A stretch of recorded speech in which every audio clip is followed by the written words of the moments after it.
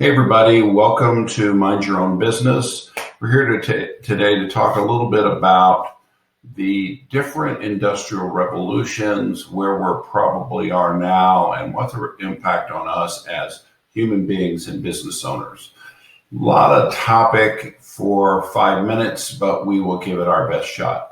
So first you can see here the Industrial Revolution, pre-electricity first, second with the advent of electricity, up to where we are just emerging from, which is the fourth industrial revolution. And the main impact on human beings is the fact that the degree of complexity of the work required has gotten much, much greater over time, which means if you're not prepared, you'll be left out. So this is to some degree a societal problem, in that there's work that we just don't have people to do. You hear that a lot.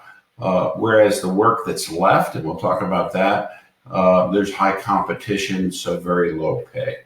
So if you take a look at those revolutions, and we're going to focus on number 5, we're moving from the information technology, where there was just an explosion of information available to you about others, to now really maximizing human and technological strengths. And what this means is that the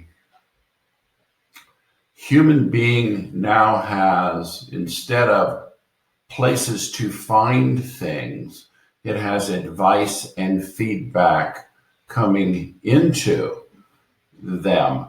And that requires several things: open mind, open heart, learning environment, desire to get better, desire to consider other alternatives. So this economy, based on technology aiding us, really stresses a collaborative, learning human.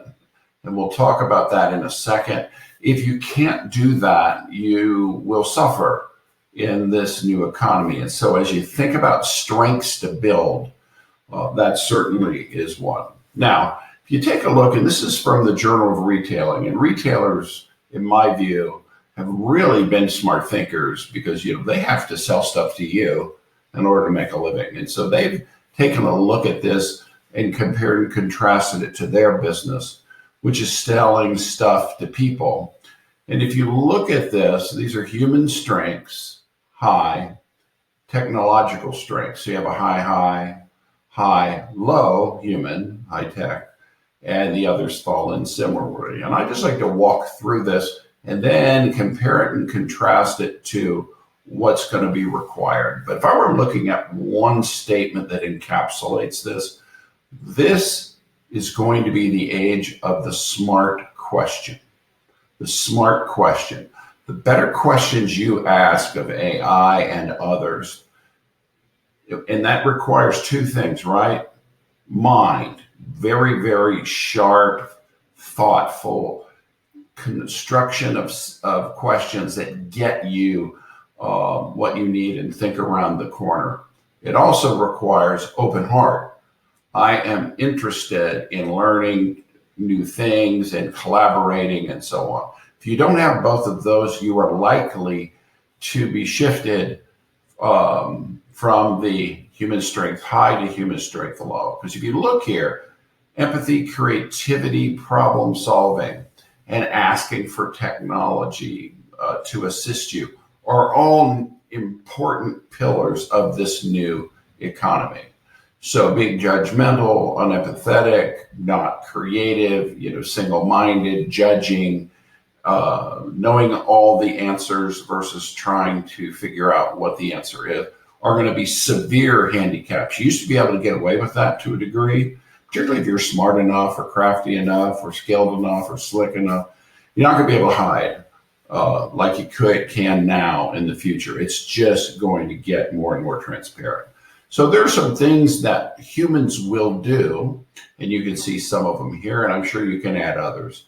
But where you're going to make the big money, if you're skilled at it, is helping use machines to affect the well-being of society, where we can try to make things better for all of us using this tool. Those who make it worse will be penalized.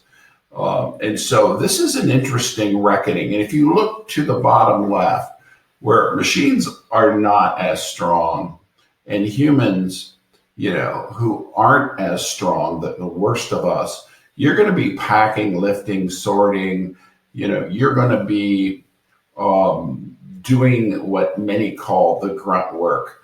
And it won't matter that this isn't an entry-level role. This is a skill-deprived role. And if you think about fast food frontline employees, which again, this is from the Journal of Retailing, those are being replaced right now with touchscreens. And so as you look at this, robots and touchscreens and other tools will constantly be looked at for these kind of tools or tasks, because machines are easier to manage than people, particularly people who have chosen or are unfortunate enough not to have the skills to execute here. So as you look at the future, the age of the smart question, the age of collaboration, the age of creativity and empathy, your skill ability to foster that environment is critical. So as you think about Chat AI and all these others that can paint a picture like Cezanne or can, do all this work, their only boundary is you.